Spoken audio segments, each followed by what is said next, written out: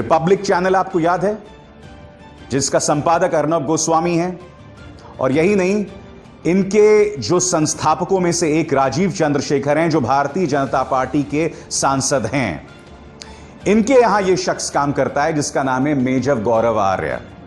इस शख्स ने हमारे वरिष्ठ सैन्य अफसरों को गाली दी कल ट्विटर पर। मैं आपको बताता हूं पूरा घटनाक्रम क्या हुआ सिलसिलेवार तरीके से आपकी स्क्रीन पर। ब्रिगेडियर थापर, जो 30 साल तक सेना में रहे थे, वो अपनी तरफ से ट्वीट करते हैं। वो क्या कहते हैं आपकी स्क्रीन पर है। आजकल रिपब्लिक टीवी पर अजय शुक्ला को लगातार निशाना बनाया जा रहा है। 16 मिनट में अर्नब गोस्वामी ने अजय शुक्ला का नाम 49 बार लिया है और अब लेफ्टिनेंट जनरल एच.एस. पनाग का नाम लिया जा रहा है। इसके जवाब में मेजर गौरव आर्य कहते हैं कि मैं इन दोनों को 2 से 3 साल बर्दाश्त कर रहा हूं, मगर अब बर्दाश्त नहीं करूंगा। आगे ब्रिगेडियर थापर कहते हैं 5 साल की इसने नौकरी की है और ये तेवर। मैं आपको बता दूं, दरअसल ये जो शख्स है मेजर गौरव आर्य, ये शॉर्ट सर्विस कमीशन में था। ये भारतीय सेना में सिर्फ 5 साल था, ठीक है। और हमारे ब्रिगेडियर थापर जो हैं, उन्होंने 30 से 36 साल सेना को दिए हैं। इसके जवाब में किस तरह की बदतमीजी रिपब्लिक में काम करने वाला उनका यह कर्मचारी, जो अपने आप को मेजर गौरव आर्य बताता है, उसने की है। सैंडी थापर, जनरल पनाग और मन अमन सिंह चिन्ना, यह मत सोचो कि मैं जवाब नहीं दे सकता। रोना मत, अगर सार्वजनिक तौर पर तुम्हारी पिटाई होगी। जो करना है कर लो। आगे जिस भाषा का उन्होंने इस्तेमाल किया है, मैं उसे दोहरा भी नहीं सकता हूं। बात यहां नहीं रुकती दोस्तों। यह मेजर गौरव आर्य हमारे decorated army officer brigadier Thapar के लिए और क्या कहता है आपकी स्क्रीन पर। थापर, नाम भी देखिए किस तरह से कह रहा है। पहले सैंडी कहता है ये आदमी, फिर थापर कहता है। थापर, 30 सालों में तुम्हें कौन सा परमवीर चक्र मिल गया? इसके जवाब में ब्रिगेडियर थापर कहते हैं, सबसे पहले तो मेरा नाम ब्रिगेडियर थापर है। इससे पता चलता है कि तुमने आर्मी में 5 साल रहकर, सीमित तौर पर रहकर कितना कुछ सीखा है।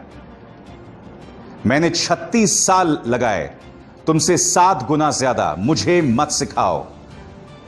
मेरे बेटे ने भी तुमसे ज्यादा सेना में वक्त बिताया है।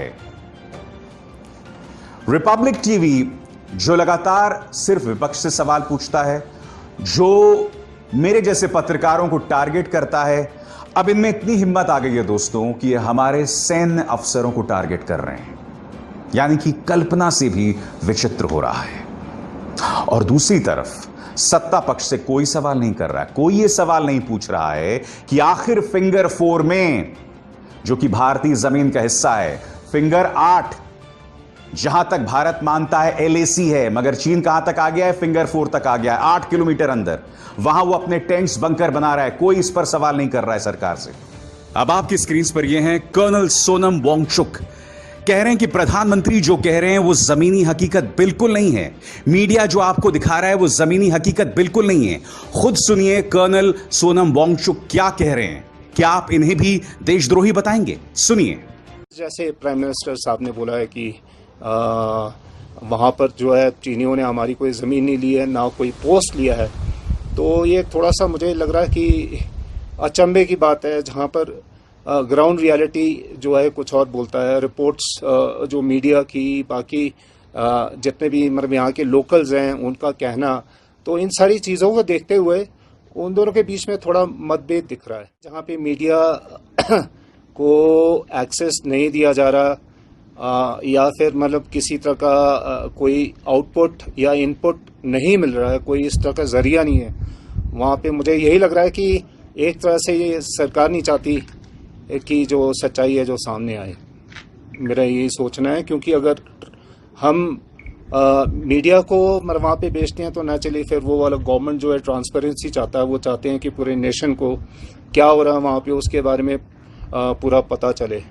तो मे भी ये हो सकता है। दूसरा, सिक्योरिटी जो है इशू वो बहुत इम्पोर्टेंट है। जहाँ पर लड़ाई होती है तो इस तरह के मतलब वहाँ कार्रवाइयाँ होती हैं, इस तरह का मतलब वो हमारे मतलब वो वहाँ प्लान्स होते हैं, और जिस तरह से हमारा मूवमेंट होता है, तो वो सारा जो है मेरे ख्याल से इनकेस मीडिया जब जाती है तो शायद वो डिसर्न नहीं कर पाते। आज ये तमाम मुद्दे आपके सामने हैं, तो क्या इस पर भी हम सवाल ना करें? और ऊपर से भारतीय जनता पार्टी के अध्यक्ष जेपी नड्डा प्रधानमंत्री नरेंद्र मोदी को भगवान से भी ऊंचा मानते हैं।